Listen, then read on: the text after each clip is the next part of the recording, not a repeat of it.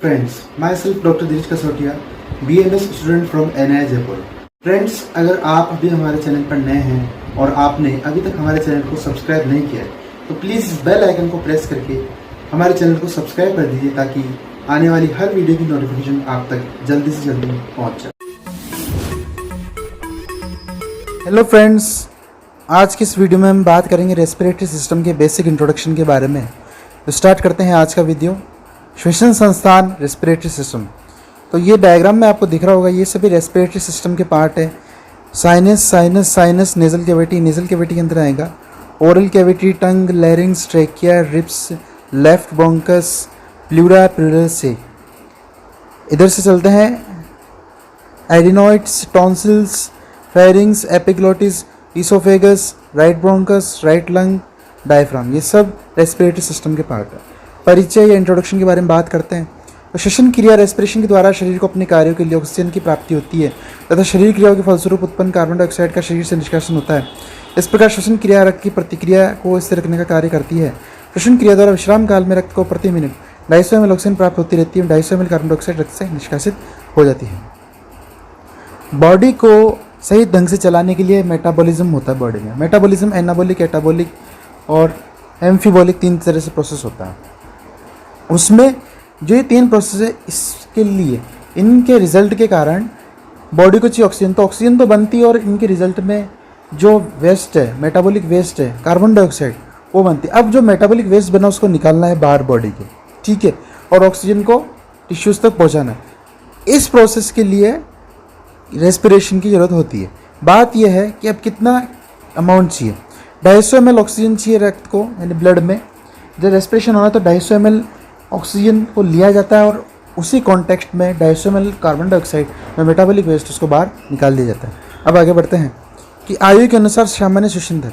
तो आपको normal breathing rate या रेस्पिरेटरी रेट ध्यान रखनी है। न्यूबॉर्न में होती है 30 to 60 पर मिनट। अर्ली चाइल्डहुड में होती है 20 to 40 पर मिनट। लेट चाइल्डहुड में होती है 15 to 25 पर मिनट। लेट चाइल्डहुड का मतलब है 18 से कम और 13 से ज़्यादा, ठीक है। एडल्ट वेस्ट की बात है कि 18 से ज़्यादा कितनी होती है, 12 to 16 पर minute. Types of respiration 2 type, external respiration, internal respiration. बहिश्वसन, आभ्यंतर श्वसन। ऑक्सीजन और कार्बन डाइऑक्साइड का लंग्स, एल्वुलाई एवं ब्लड के स्तर पर एक्सचेंज होना बहिश्वसन कहलाता है। आभ्यंतर श्वसन, ऑक्सीजन कार्बन डाइऑक्साइड का टिश्यू एवं ब्लड के स्तर पर एक्सचेंज होना आभ्यंतर श्वसन कहलाता है। एक्सटर्नल रेस्पिरेशन जो लंग्स के लेवल पे होता है, यानी कार्बन डाइऑक्साइड ऑक्सीजन आई और कार्बन डाइऑक्साइड एल्वुलेस के द्वारा एल्वुलेस सेक्शन जो कि वो बाहर निकल गई, ठीक है। लंग्स के लेवल पे जो लंग एल्वुलाई और ब्लड के बीच में हो रहा है, ब्लड से जो कार्बन डाइऑक्साइड है वो लंग वेलेस से आकर ब्रोंकस और इनके थ्रू बाहर निकल गई और ब्लड में ऑक्सीजन घुल के आगे चल गई। बट ये ओनली लंग लेवल पे कहलाएगा बहिश्वसन। आभ्यंतर श्वसन कहलाएगा अब जो ऑक्सीजन ब्लड में घुली है वो ब्लड में मिक्स होके टिश्यूज़ तक पहुंच गई और टिश्यूज़ से जो कार्बन डाइऑक्साइड बनी है वो ब्लड में से होकर लंग्स तक पहुंच गई। ये कहलाएगा आपके इंटरनल रेस्पिरेशन या आभ्यंतर श्वसन। जो टिश्यू लेवल पे होता है वो आपके इंटरनल रेस्पिरेशन है। जो बहिश्वसन एक्सटर्नल रेस्पिरेशन वो लंग्स लेवल पे होता है। Phases of respiration, inspiration, expiration. Inspiration जिसमें वायुमंडल की वायु लंग्स में प्रवेश करती है, इंस्पिरेशन कहते हैं। एक्टिव प्रोसेस है। एक्टिव प्रोसेस का मतलब है इसमें आपकी एनर्जी लगती है, ठीक है। एक्सपिरेशन जिसमें लंग्स से वायु बाहर निकलती है। नॉर्मल एक्सपिरेशन पैसिव प्रोसेस होता है। यह नॉर्मल एक्सपिरेशन की बात, पैसिव प्रोसेस का मतलब एनर्जी खर्च नहीं हुई है। नॉर्मल एक्सपिरेशन की बात क्यों की गई है, क्योंकि अगर आप नॉर्मल जो आपकी एक्सपिरेशन अगर वो है तो आपको एनर्जी खर्च नहीं करें। अगर आप फोर्स, दम लगा के, ताकत लगा के फोर्स तरीके से एक्सपिरेशन करते हैं फिर उसमें आपकी एनर्जी लगेगी, ठीक है। तो इंस्पिरेशन एक्टिव है, एक्सपिरेशन पैसिव। बात करते हैं फिजियोलॉजिकल एनाटॉमी की। रेस्पिरेटरी ट्रैक्ट एक एनाटॉमिकल स्ट्रक्चर है जिसके द्वारा शरीर के अंदर की वायु बाहर निकलती है एवं वायुमंडल की वायु शरीर के अंदर प्रवेश करती है। रेस्पिरेटरी ट्रैक्ट का निर्माण nasopharynx, nose, larynx, trachea, bronchi, lungs की तरफ। तो ये एनाटॉमिकल स्ट्रक्चर है। हमने बात कर ली कि रेस्पिरेशन में क्या होता है। रेस्पिरेटरी ट्रैक्ट में नोज, नेजोफेरिंग्स, लैरिंग्स, ये ट्रेकिया, ब्रोंकाई, लंग्स सब आता है। अब प्लूरा, प्रत्येक लंग्स दोहरी सीरस मेम्ब्रेन के द्वारा ढका रहता है जिसे प्लूरा कहते हैं। हर एक लंग के डबल मेम्ब्रेन लेयर होगी जिसको हम कहेंगे सीरस मेम्ब्रेन। लंग्स के अभ्यंतर लेयर को विसरल और बाहरी लेयर को पैराइटल कहते हैं। जो अंदर वाली है उसको विसरल कहेंगे, जो बाहरी है 2 लेयर बताई ना, तो अंदर वाली कहलाएगी विसरल बाहर आउटर वाली कहलाएगी पैराइटल। इन दोनों के बीच में गैप होगा। विसरल लेयर दृढ़ता से जुड़ी रहती है। प्लूरल और विसरल लेयर के बीच में थोड़ा अवकाश होता है जिसे हम कहते हैं इंट्रा। इंट्रा मतलब हो गया इन बिटवीन, किसके? प्लूरा। प्लूरा के जो बीच में स्पेस उसको कहते हैं इंटरप्लूरल स्पेस, इंटरप्लूरल स्पेस या प्लूरल कैविटी। इसमें एक सीरियस फ्लूइड या थिन फिल्म होती है, उसे हम कहते हैं प्लूरल फ्लूइड। ये फ्लूइड विसरल लेयर से सिक्रीट होता है। ध्यान रखना है जो प्लूरल फ्लूइड है वो सिक्रीट होगा विसरल लेयर से। विसरल लेयर मतलब इंटरनल लेयर से, ठीक है। काम क्या होता है इस फ्लूइड का? लुब्रिकेशन देना, जो विसरल और पैराइटल के मध्य फ्रिक्शन को रोकने का काम करता है। अगर फ्रिक्शन लगेगा तो लंग्स कोलैप्स कर जाएंगी, दिक्कत हो जाएगी। और ये फ्लूइड इंटरप्लूरल स्पेस के मध्य में नेगेटिव प्रेशर को उत्पन्न करता है। कुछ विकृतिजन्य अवस्था हुआ, विकृतिजन्य अवस्था है मतलब कोई डिसऑर्डर हो गया है या कोई भी डिजीज़ है, तब प्लूरल कैविटी में अगर वायु इकट्ठी हो गई, अगर एयर इकट्ठी हो गई तो वो कंडीशन, वो डिजीज कंडीशन कहलाएगी न्यूमोथोरेक्स। अगर पानी इकट्ठा हो गया प्लूरल कैविटी के बीच में तो वो हाइड्रोथोरेक्स कहलाएगी। ब्लड इकट्ठा हो जाएगा तो वो हीमोथोरेक्स कहलाएगा। और पस इकट्ठा हो जाएगा तो वो पायोथोरेक्स कहलाएगा। ये सब एबनॉर्मल कंडीशन है, नॉर्मल कंडीशन नहीं, ये सब एबनॉर्मल कंडीशन है। बात करते हैं ट्रेकियोब्रोंकियल ट्री की। ट्रेकियो और ब्रोंकी मिलकर ट्रेकियोब्रोंकियल ट्री का निर्माण करता है। ये वायु का आवागमन का मार्ग होता है। ट्रेकिया प्लस ब्रोंकाई मिलके बनाया ट्रेकियोब्रोंकियल ट्री।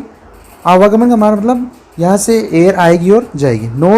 नोज से नेजोफेरिंग्स में, नेजोफेरिंग्स के बाद लेरिंग्स, लेरिंग्स को हम साउंड बॉक्स भी बोलते हैं। देन ट्रेकिया के बाद हमारे आएंगे प्राइमरी ब्रोंकस, प्राइमरी ब्रोंकस के बाद हमारे आएंगे सेकेंडरी ब्रोंकस, सेकेंडरी ब्रोंकस के बाद आएंगे टर्शियरी ब्रोंकस, टर्शियरी के बाद टर्मिनल ब्रोंकस 16th जनरेशन, फिर रेस्पिरेटरी ब्रोंक्यूल्स 17th जनरेशन और एल्विलियर लास्ट 20th जनरेशन। ट्रेकिया दो शाखाओं में विभाजित होती, दो ब्रांच होती, राइट और लेफ्ट ब्रोंकाई कहते हैं और इन्हें प्राइमरी ब्रोंकस भी कहते हैं। याद रखना है जो राइट और लेफ्ट ब्रोंकाई है उसी का दूसरा नाम है प्राइमरी ब्रोंकस, कंफ्यूज नहीं होना है। प्राइमरी ब्रोंकस करेगी लंग्स में एंटर, फिर वहाँ डिवाइड हो जाएगी जिसे सेकेंडरी ब्रोंकाई कहेंगे। सेकेंडरी फिर वापस डिवाइड होगी जिसे हम कहेंगे segmentally tertiary bronchi. Right lung में 10 टर्शियरी ब्रोंकाई होती है और लेफ्ट लंग में 8 टर्शियरी ब्रोंकाई होती है। आपको ध्यान रखना है राइट लंग में 2 टर्शियरी ब्रोंकाई ज़्यादा होगी लेफ्ट लंग से। टर्शियरी ब्रोंकाई जब बहुत ज़्यादा डिवीज़न कर लेती है तो इनकी लेंथ और डायमीटर में कमी आती जाती है, यानी इनका डायमीटर कम होता जाता है, पतली होती जाती है। जब इनका डायमीटर 1 मिलीमीटर 1 mm से भी कम हो जाता है तो इसको हम कहते हैं टर्मिनल ब्रोंकोल। ये 6th जनरेशन होता है। 6th जनरेशन का मतलब है यहाँ कि जो एंटर करी जब उसकी जो डायमीटर था उससे 16 गुना ज़्यादा पतली हो गई, तब ये कहलाएगी टर्मिनल ब्रोंक्यूल्स। 16th जनरेशन में टर्मिनल ब्रोंक्यूल्स आगे विभाजित होकर रेस्पिरेटरी ब्रोंक्यूल्स का निर्माण करती है। इसका डायमीटर 0.5 mm होता है। रेस्पिरेटरी ब्रोंक्यूल्स की 3 जनरेशन होती है। एल्विलर से 23rd जनरेशन होती है और ये अंतिम जनरेशन होती है। कहने का मतलब जब एंटर करी उसका 23 गुना पतला डायमीटर हो गया उसका, इसलिए कहला रही 23rd जनरेशन, यानी 16, यानी टर्मिनल ब्रोंक्यूल से भी 7 गुना ज़्यादा पतली ये होती है। कौन सी? एल्विलर से। 16th जनरेशन टर्मिनल ब्रोंक्यूल्स तक कंडक्टिंग जोन होता है। कंडक्टिंग जोन का मतलब है वहाँ तक एयर आएगी, एयर आएगी ओनली, ऑक्सीजन कार्बन डाइऑक्साइड का ट्रांसफर नहीं होगा। 16th जनरेशन से आगे वाला भाग रेस्पिरेटरी जोन होता है, यानी 16th जनरेशन जो टर्मिनल ब्रोंक्यूल्स है वहाँ तक आपके ओनली कंडक्टिंग जोन यानी वायु को आना जाना है। टर्मिनल ब्रोंक्यूल से जस्ट आगे आपका पूरा पार्ट, यानी टर्मिनल ब्रोंक्यूल से आगे रेस्पिरेटरी ब्रोंक्यूल और एल्विलर से ये जो पूरा पार्ट है 16th जनरेशन के आगे वाला, यहाँ से एयर का एक्सचेंज होगा, मतलब ऑक्सीजन तो जाएगी और कार्बन डाइऑक्साइड आएगी, ठीक है। कंडक्टिव जोन डेड स्पेस की कैपेसिटी लगभग 150 ml होती है। यहाँ गैसेस एक्सचेंज नहीं होता, मतलब यहाँ पहले से भी थोड़ी बहुत एयर रहती है, डेड स्पेस होता है। रेस्पिरेटरी जोन की कैपेसिटी लगभग 3 लीटर होती है। 16th जनरेशन के बाद वाला जो रेस्पिरेटरी जोन है उसकी 3 लीटर होती है। कंडक्टिव जोन का निर्माण कार्टिलेज और स्मूथ मसल के द्वारा होता है। इस जोन की सब म्यूकोसा में ग्लैंड्स की दिक्कत होती है। जो कंडक्टिव जोन हमारा टर्मिनल ब्रोंक्यूल्स तक, वहाँ तक कार्टिलेज और स्मूथ मसल होती है। कार्टिलेज और स्मूथ मसल, अब कौन सी कार्टिलेज कौन सी स्मूथ मसल होती है वो आगे की वीडियोस में डिस्कस किया जाता है। और इस जोन की सब म्यूकोसा में ग्लैंड्स की अधिकता होती है। रेस्पिरेटरी जोन में थिन वॉल्ड एल्विलाई पाई जाती है, इसमें म्यूकस का सिक्रेशन नहीं होता, यहाँ गैस एक्सचेंज होता है। 16th जनरेशन से आगे यानी टर्मिनल ब्रोंक्यूल्स से आगे जो रेस्पिरेटरी ब्रोंक्यूल्स एल्विलर से है, यहाँ पे रेस्पिरेटरी जोन कहलाता है। या थिन वॉल्ड यानी पतली एल्विलाई पाई जाती है। यहाँ म्यूकस का सिक्रेशन नहीं होगा, या ओनली गैसेस का एक्सचेंज होगा। अब 2 पार्टों में भागा रेस्पिरेटरी जोन को भी, अपर और lower respiratory. Upper respiratory tract nose से लेकर वोकल कॉर्ड्स तक की समस्त संरचना इसके अंतर्गत आती है। वोकल कॉर्ड्स लैरिंग्स के अंदर पाए जाने वाली म्यूकस मेम्ब्रेन के फोल्ड्स जो कि वो वॉइस उत्पन्न करते हैं। आपकी नाक से लेके आपका लेरिंग्स पार्ट, लेरिंग्स का जो लास्ट कार्टिलेज आता है, लेरिंग्स में बहुत सारी कार्टिलेज हम पढ़ेंगे, नहीं लेरिंग्स में नहीं होता है, ट्रैकिया में होता है। तो नोज से लेके लेरिंग्स तक का जो पार्ट है आपका अपर रेस्पिरेटरी ट्रैक कहलाएगा। इसमें म्यूकस मेम्ब्रेन के फोल्ड होते हैं, अलग अलग टाइप के अलग अलग लेयर के फोल्ड मिलेंगे आपको। लोअर रेस्पिरेटरी ट्रैक, इसके अंदर आपकी ट्रैकिया आ जाएगी, ब्रोंका या ब्रोंका में प्राइमरी, सेकेंडरी, टर्शरी, एल्वियोलर सेक, ये सब आ जाएंगे और लंग्स पूरा आ जाएंगे आपके, ठीक है। तो आज की इस वीडियो में हमने बात करी कि रेस्पिरेटरी सिस्टम में कौन कौन से पार्ट होते हैं, इसको डायग्राम से हमने देखा है। उसके बाद हमने उसके इंट्रोडक्शन की बात करी, फिर एज के हिसाब से ब्रीदिंग रेट क्या क्या होती है, टाइप्स ऑफ रेस्पिरेशन के बारे में बात करी। उसके बाद हमने बात करी फिजियोलॉजिकल एनाटॉमी के बारे में, फिर हमने ट्रैकियोब्रोंकियल ट्री के बारे में पढ़ा, और उसके बाद हमने डिस्कस किया कि रेस्पिरेटरी ट्रैक्ट कितने टाइप का होता है, और उसके बाद अपर रेस्पिरेटरी ट्रैक्ट और लोअर रेस्पिरेटरी ट्रैक्ट के बारे में हमने डिस्कस किया। होप आप सभी लोगों को ये वीडियो अच्छी लगी होगी।